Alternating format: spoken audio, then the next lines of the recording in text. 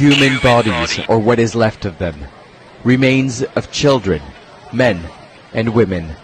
Police in the southern Nigerian state of Abia believe they were taken hostage from their cars on the nearby highway that leads to the oil-rich towns.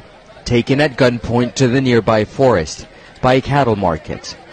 Those who work there deny being involved in the attack. We are not abandoned citizens, and you can see we do our good businesses here.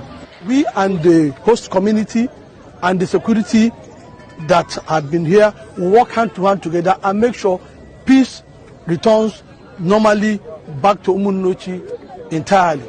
The captives who could afford to pay the ransom were freed. Those who could not were killed. Their vital organs like eyes, kidneys, even the heart stolen and sold to traffickers. Chuks Onua escaped from his abductors after being robbed. They milked me dry, all the money I had in my account. So the trauma, the suffering, whatever is still there for me. As I talk to you now, I have not still fully recovered. Police have recovered at least 80 bodies and arrested 3 suspects.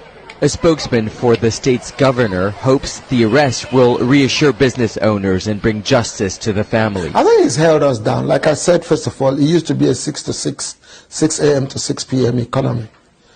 We've managed to push that to a point where people can now have nightlife. Haunted by the discoveries, the cattle market is slowly coming back to life. But there is an eerie sense that deep in this forest are more bodies waiting to be unearthed. Nicholas Hawk, Al Jazeera. When people talk about Ruga is not an issue for anybody to be discussing. In 2001, I did a Ruga in Abia. Yes, it's true. In Lokpanta, I built, the whole cows were being sold in Umuahia and Aba. In 2001, when I became governor, I called the Hausa community, and they called me. I said, Umuahia, Aba, we need to decongest because it's not a city. Where you have ShopRite in Umuahia today, it used to be cow settlement. If anybody knows that. The same thing with Aba. But I had an honest meeting with them.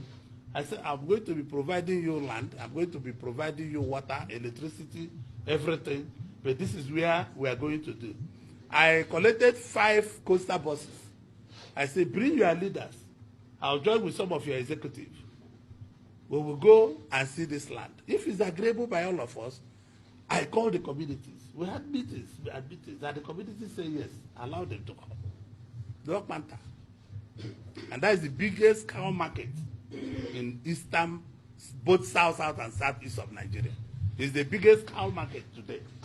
So, it's attitude of people to issue.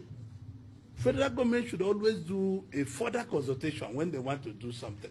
Because if you just go back and put a deliberate policy and say, I want to do Ruga, people in my village in Ibere don't understand what Ruga is. They will fear and say, oh, they want to kill all of us. But if they have just told them, after all, some of us are the largest sellers of cows. I started selling cows as far back as when I was in the university. I'm still selling cows till tomorrow. Because it's profitable. So, most of the cows you see are also not owned by Hausa Fulani in our area. Uzuakoli people, all the people area, we trade on cows.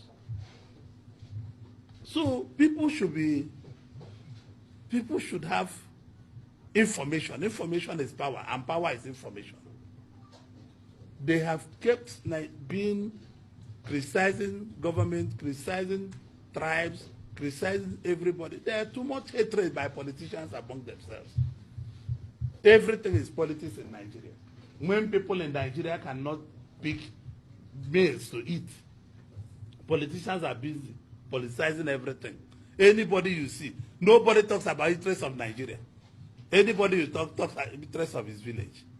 It's a high time our politicians should start being Nigerian politicians, not Ibere politicians or Abia politicians. They should see themselves as people who represent people of Nigeria. Yes, next question.